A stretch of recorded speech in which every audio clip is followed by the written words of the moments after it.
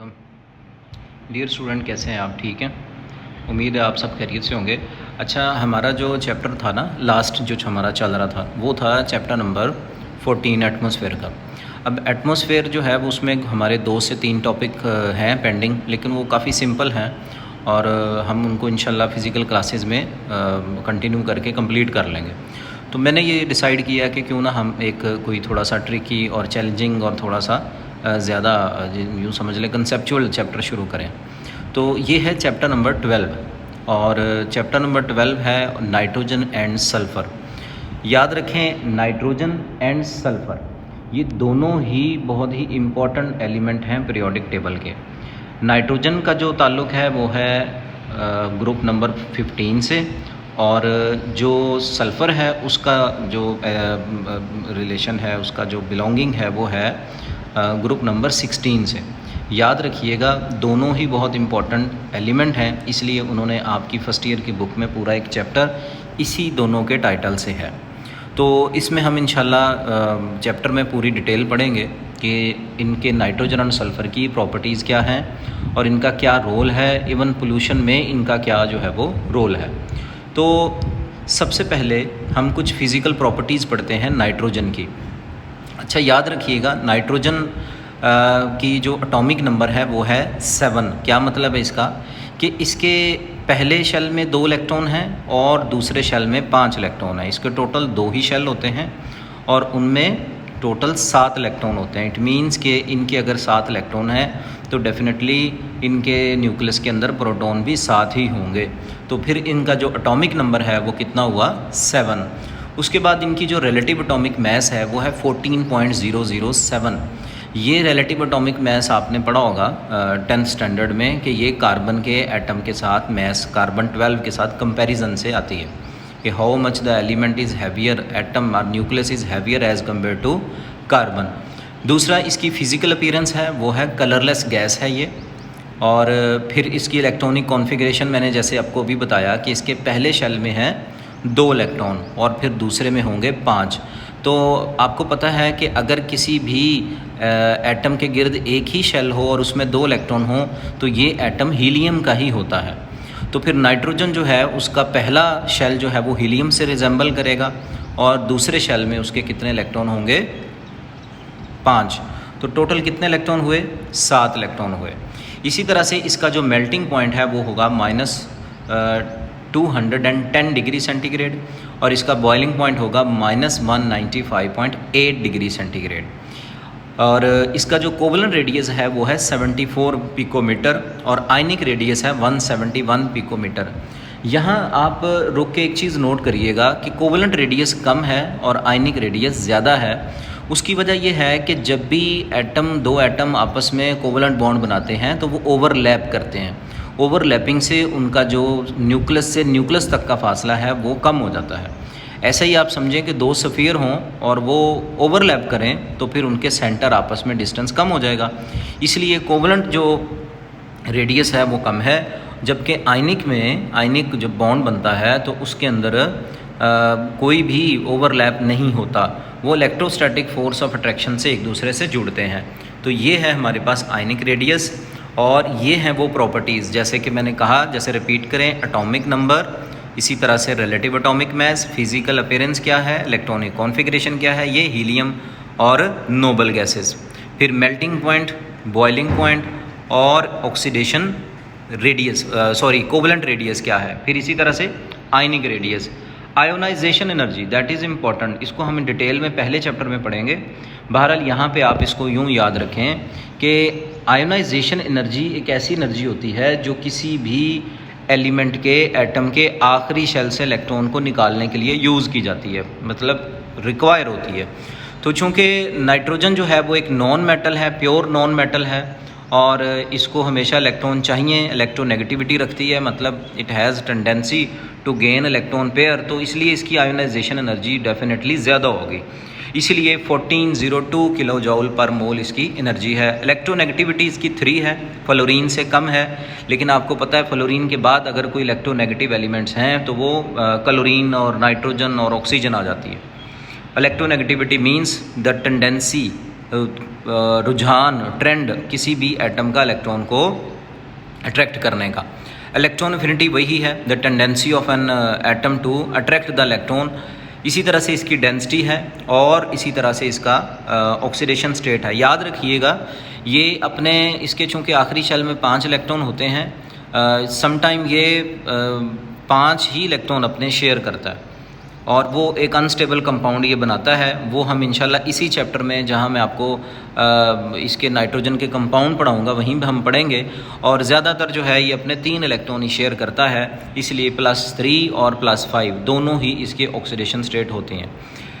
Next यहाँ पे है रिएक्टिविटी। ये बड़ा इंपॉर्टेंट है। ये आपके सामने एक नाइट्रोजन का मॉलिक्यूल है, जैसे मैंने पीछे आपको भी बताया था स्लाइड पे कि दोनों एटम आपस में ओवरलैप करते हैं। ये देखिएगा यहाँ पे येलो और ये जो लाइट ग्रीन है, लाइट ब्लू कलर का जो सफ़ियर है, ये दोनों ही नाइट्रोजन के एटम हैं और इन्होंने ओवरलैप किया हुआ है। दरमियान में देखें जो कलर चेंज है यहाँ पे, ये वाली जगह पे, यहाँ पे ओवरलैप इलेक्ट्रॉन मौजूद है। अब ओवरलैप देखा ना, इलेक्ट्रॉन मौजूद है तो सेंटर से सेंटर का फासला कम हो गया। अब ये ओवरलैप ज़्यादा होता है, ये रीजन क्यों ज़्यादा होता है भाई? इसमें इलेक्ट्रॉन डेंसिटी ज़्यादा है क्योंकि यहाँ पे 6 इलेक्ट्रॉन है, 3 इस नाइट्रोजन के हैं और 3 इस नाइट्रोजन के हैं। तो डेफिनेटली इलेक्ट्रॉनिक डेंसिटी जब बढ़ेगी तो फिर ये बॉन्ड जो है वो यहाँ पे ज़्यादा स्ट्रॉन्ग हो जाएगा। तो याद रखिएगा जो नाइट्रोजन है उसकी रिएक्टिविटी लीस्ट होती है। यूँ कहिए कि nitrogen is very much unreactive molecule. अब वजह क्या है? स्मॉल साइज़ है, सिमेट्रिकल इलेक्ट्रॉनिक क्लाउड है और नॉन पोलर ट्रिपल बॉन्ड है जो इसको हाईली अनरिएक्टिव बनाते हैं। क्या मतलब है भाई? स्मॉल साइज़ है, मैंने आपको बताया था कि ये चूँकि 15वें 15 ग्रुप के टॉप पे है तो जो भी ग्रुप के सबसे टॉप पे होगा उसका साइज़ स्मॉल होगा और जैसे जैसे हम फिर नीचे आते जाते हैं तो फिर साइज़ जो है वो बढ़ना शुरू हो जाता है। तो नाइट्रोजन का साइज़ जो है वो सबसे स्मॉल है। स्मॉल साइज़ है तो इट मीन्स कि ये जो इलेक्ट्रॉन्स हैं, ये जो इसके गिर्द जो इलेक्ट्रॉन फैले हुए हैं, ये न्यूक्लियस के साथ ज़्यादा बॉन्डेड है स्ट्रॉन्गली, जिसकी वजह से वहाँ पे कोई डिस्टॉर्शन नहीं है और वो सब का डिस्टेंस जो है न्यूक्लियस से चारों तरफ सेम है। इसे हम कहते हैं सिमेट्रिकल इलेक्ट्रॉनिक क्लाउड। याद रखिएगा सिमेट्री वर्ड जो होता है ना वो होता है यूनिफॉर्मिटी, कि एक जैसा हो। जैसे कि आप अगर ताजमहल को घूम के देखेंगे ना चारों तरफ से, या मीनार पाकिस्तान को देखें तो आपको चारों तरफ से सिमेट्रिकल नज़र आएगा, उसके जो एजेस हैं, लेंथ है, सब वो सेम नज़र आती है, तो इसे सिमेट्री बोलते हैं। फिर मैंने बात बताई ट्रिपल बॉन्ड है। अब ट्रिपल बॉन्ड मैंने जैसे आपको पहले कहा, triple bond means high electron density between the 2 atom, और इसका मतलब है कि दोनों के बीच में बॉन्ड जो है वो स्ट्रॉन्ग है और फिर ये नॉन पोलर है, जिसकी वजह से मॉलिक्यूल अनरिएक्टिव है। इसके बाद इलेक्ट्रॉनिक जो कॉन्फ़िगरेशन है वो मैंने आपको बता दी ट्रिपल बॉन्ड की वजह से, और ये हीलियम है 1s2 2s2 और 2p3 ट्रिपल बॉन्ड है। चूँकि ट्रिपल बॉन्ड है, फिर कहा इलेक्ट्रॉनिक डेंसिटी बीच में ज़्यादा है दोनों एटम्स के बीच में, तो दोनों नाइट्रोजन के न्यूक्लियस थोड़ा सा यूँ समझ ले कॉन्ट्रैक्ट होके, जिसे हम उर्दू में कहते हैं खिसक के करीब आ जाते हैं, जिसकी वजह से हमें देखो +944 मतलब 944 किलो जाउल पर मोल एनर्जी चाहिए इस बॉन्ड को ब्रेक करने के लिए, जो कि काफ़ी हाई है। और यही वजह है कि नाइट्रोजन जो है वो क्या है, एक अनरिएक्टिव मॉलिक्यूल है। और दूसरा ये इलेक्ट्रॉनिक, इनकी चूँकि दोनों ही सेम हैं, दोनों एटम सेम हैं, तो इनके बीच में इलेक्ट्रोनेगेटिविटी डिफरेंस जो है वो 0 होता है, जो इस मॉलिक्यूल को अनरिएक्टिव नॉन पोलर बनाता है। अब यहाँ पे कुछ इसके इंटरेस्टिंग फैक्ट हैं नाइट्रोजन के, उनमें सबसे पहले है फायर प्रिवेंटर। ये देखें अल्लाह ताला ने नाइट्रोजन को क्यों इतना ज़्यादा, सबसे ज़्यादा 71% जो है वो नेचर में जो अल्लाह ने इसको प्रोड्यूस किया है। क्यों? क्योंकि याद रखें, अगर सोचें सिर्फ ऑक्सीजन होती तो आपकी कंबशन अनकंट्रोल्ड होती। हम जब भी किसी चीज़ को बर्न करते हैं तो हम क्या कहते हैं कि ऑक्सीजन की सप्लाई होगी, तो in the presence of oxygen वो चीज़ बर्न होगी। तो सोचें अनकंट्रोल्ड कंबस्चन होती तो अल्लाह ताला ने ऑक्सीजन को डाइल्यूट कर दिया, उसका प्रेशर जो जिसे हम पार्शियल प्रेशर कहेंगे उसको मैनेज किया है, किसको प्रोड्यूस करके, नाइट्रोजन को। अब देखें नाइट्रोजन है, ऊपर से ये अनरिएक्टिव भी है, तो इसलिए ये डाइल्यूट कर देती है ऑक्सीजन को। सोचें ना आप बहुत ज़्यादा चीनी वाला आप शरबत नहीं पी सकेंगे, आप उसमें पानी ऐड कर देंगे, उसे डाइल्यूट करेंगे, फिर वो काबिल इस्तेमाल होगा। इसी तरह से ऑक्सीजन को भी अल्लाह ने डाइल्यूट किया। दूसरा है इनर्ट एटमॉस्फेयर। जैसे मैंने आपको भी बताया कि nitrogen is used in laboratory to carry out reaction requiring an inert atmosphere. जैसे कि बहुत सारे ऐसे रिएक्शन हो सकते हैं कि ऑक्सीडेशन होने का ख़तरा होता है उसमें, कि अगर ऑक्सीडेशन हो गई तो कोई और चीज़ बन जाएगी, तो इसलिए वहाँ वो नाइट्रोजन यूज़ करते हैं। नाइट्रोजन वहाँ मौजूद बाकी गैसेस को डिस्प्लेस करती है, और चूँकि ख़ुद ही अनरिएक्टिव है तो ख़ुद भी ये हिस्सा नहीं लेती, तो इसलिए हमारे जो रिएक्शन हैं वो कैरी आउट हो जाते हैं विदाउट बीइंग ऑक्सीडाइज्ड और किसी भी और चीज़ के रिएक्शन होने से। फिर है कार्गो प्रोटेक्टर है। याद रखिएगा, बड़े बड़े जो शिपमेंट हैं जिनमें हाइड्रोकार्बन और फ्यूल्स वगैरह जाते हैं, वहाँ पे नाइट्रोजन के ब्लैंकेट को यूज़ किया जाता है ताकि आपके जो केमिकल्स हैं वो ऑक्सीजन और मॉइस्चर से रिएक्ट ना करें। अच्छा याद रखें, यहाँ पे ना 19 जो ये गालिबन 1952 की बात है, एक शिप जो है वो एक्सप्लोड हुआ था। आपको पता है 1945 में सेकेंड वर्ल्ड वॉर एंड हुई थी, तो दो केमिकल बड़े यूज़ किए जाते थे। एक था पोटाशियम साइनाइड और दूसरा था नाइट्रोग्लिसरीन। याद रखिए कि दोनों केमिकल ही एक्सप्लोसिव हैं बहुत ज़्यादा। तो वहाँ पे वो कोशिश करते थे कि नाइट्रोजन को एज अ प्रोटेक्टर यूज़ किया जाए ताकि समंदर का जो पानी है, जो मॉइस्चर है वहाँ पे, सॉल्टी मॉइस्चर है समंदर में, वो इन एक्सप्लोसिव से रिएक्ट करके एक्सप्लोजन ना हो जाए, तो इसलिए नाइट्रोजन को एज अ ब्लैंकेट यूज़ किया जाता था। फिर था नाइट्रोजन लिक्विड को कैसे करता है। लिक्विड नाइट्रोजन जो है is widely used for rapid cooling and cryo preservation. Cryo preservation industrial and medical setting का मतलब क्या है, जैसे आपको मैं सिर्फ एक मिसाल देता हूँ।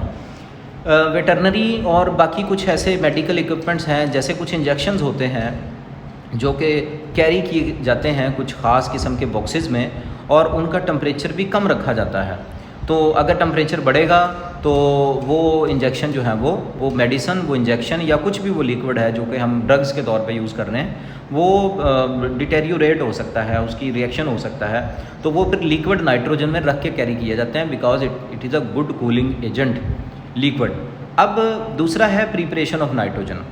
अब प्रिपरेशन ऑफ नाइट्रोजन जो है दुनिया में इसके दो बड़े मेथड हैं, एक लेबॉर्ट्री स्केल है और एक है इसका इंडस्ट्रियल मेथड है। अब याद रखें, सबसे पहले हम देखते हैं इंडस्ट्रियल मेथड क्या है। नाइट्रोजन 15 ग्रुप से बिलोंग करती है, आपको मैंने बताया। हम इसको कैसे ऑब्टेन करते हैं, हम एयर को कूल करते हैं।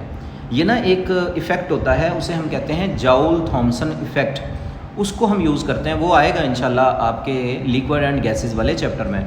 तो क्या करते हैं वो, एक मैं आगे एक पिक्चर भी आपसे शेयर कर रहा हूँ, उसमें मज़ीद इसकी डिटेल आ जाएगी, ऐसे आपको जनरल नॉलेज के लिए। एक एयर जो है उसे लेते हैं और एयर को कूल करते हैं, कूल करके कंप्रेस करके उसकी हीट रिमूव करके उसे लिक्विड बनाते हैं। फिर on the basis of boiling point हम नाइट्रोजन को अलग कर लेते हैं। और आपकी इन्फॉर्मेशन के लिए, हमारे इलाके में यहाँ पे परनामा बाईपास पे ना एक गनी गैसेस के नाम से इंडस्ट्री है, उसमें ये 4 गैसेस, मैंने जब विज़िट किया था तो 3 गैसेस वो सेपरेट कर रहे थे इसी मेथड से, नाइट्रोजन, ऑक्सीजन और हाइड्रोजन, और अब वो आर्गन को भी सेपरेट कर रहे हैं, आर्गन गैस जो कि नोबल गैस है। अच्छा, अब ये हो गया एक तरीका। दूसरा, लेबॉर्ट्री में क्या मेथड है इसका। लेबॉर्ट्री में क्या है कि आप अमोनियम नाइट्राइट, ये अमोनियम नाइट्राइट है, इसको अगर आप हीट करते हो तो नाइट्रोजन और साथ में वाटर अलग होगा। तो ये लेबॉर्ट्री स्केल है और ये इंडस्ट्रियल स्केल है। ज़ाहिर बात है इंडस्ट्रियल स्केल पे हमें बहुत ज़्यादा अमाउंट में नाइट्रोजन चाहिए, तो वहाँ पे हमें बहुत ज़्यादा जो है वो एयर को और बड़े पैमाने पे मैन्युफैक्चर करना पड़ेगा। जबकि जो हमारे पास लेबॉर्ट्री मेथड है, लेबॉर्ट्री मेथड में क्या है हमारे पास, हमें लेबॉर्ट्री मेथड में क्या है, हमें क्या यूज़ करना पड़ेगा, हमें स्मॉल स्केल पे करना पड़ेगा। वो एक यूँ समझ लें कि एक स्मॉल स्केल पे कम मिकदार में नाइट्रोजन इस्तेमाल की जाती है वहाँ पे। अब की फैक्ट इसके कुछ देख लें। Nitrogen is dominant gas earth atmosphere में, ये ज़्यादा है 78%, मैंने शुरू में 71 कहा बाई मिस्टेक। और ये हाई इसकी जो है वो बॉन्ड एंथैल्पी है और इसको एक्सट्रीमली स्टेबल बना देती है, और ये अनरिएक्टिव है अंडर नॉर्मल कंडीशन एटमॉस्फेयर में। और नाइट्रोजन चूँकि बहुत ज़्यादा है लेकिन ये अनरिएक्टिव, ये सारी बातें हम कर चुके हैं। अब ये देखें, कुछ मैंने आपको यहाँ पे एक पिक्चर ड्रा की है, जैसे मैंने अभी कहा था आपको कि हम पढ़ेंगे। एयर हम लेते हैं, एयर को कंप्रेस करते हैं, कंप्रेस करने के बाद उसे कूल करते हैं, कूल करने के बाद यहाँ पे आएगा और यहाँ से जब वो उसकी सारी हीट हम रिमूव कर देंगे, टेम्परेचर -200 होगा, तो यहाँ से हम नाइट्रोजन को अलग कर लेंगे और यहाँ से हम लिक्विड ऑक्सीजन को अलग कर लेंगे। याद रखिएगा इस चैम्बर से। तो on the basis of their boiling point हमने उनको क्या कर लिया, अलग कर लिया। तो ये वो मेथड है जिससे हम एयर। आज का लेक्चर किसी भी क्वेश्चन को जो आपने करना हो, जो आपको इशू हो, वो आप मुझसे ज़रूर शेयर करें। इंशाल्लाह उसको इनबॉक्स में ही मैं आपको उसका आंसर कर दूँगा। अस्सलाम वालेकुम।